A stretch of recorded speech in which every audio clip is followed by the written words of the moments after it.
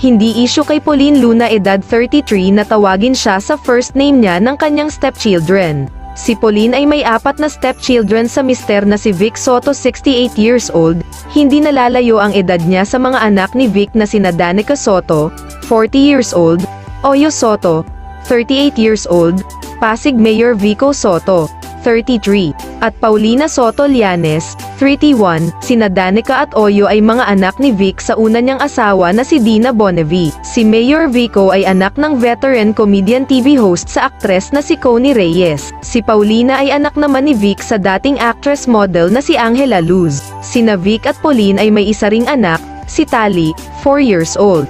Parang di pa rin ako sanay, natatawang sabi ni Pauline tungkol sa pagiging madraste niya sa mga anak ni Vic. Sa YouTube vlog ni Camille Prats nitong September 8, 2022, tinanong si Pauline kung ano ang tawag sa kanya ng mga anak ni Vic. My name, I have no issues with it, mabilis na sagot ni Pauline.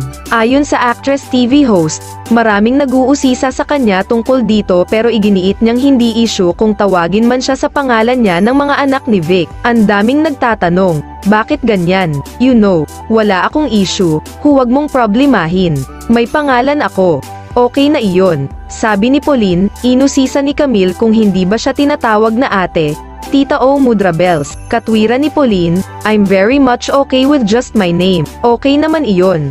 Alam mo there's more to that, hindi naman iyon ang basehan na nirerespeto kanila. Paliwanag pa ni Pauline, may maganda siyang relasyon sa mga anak ni Vic. Sabi niya, I'm gonna quote Danica, sabi niya lahat ito, this is all organic, walang pinilit, walang pinwersa, kumbaga, everything fell into place. Syempre, mahal ko silang lahat, anak sila ng asawa ko, that will never change, they are my stepchildren, kahit anong mangyari sa mundo, kahit mabaliktad man ito, mahal ko sila, pamilya ko sila, that will not change, may challenges man tayong maharap, hindi magbabago iyon.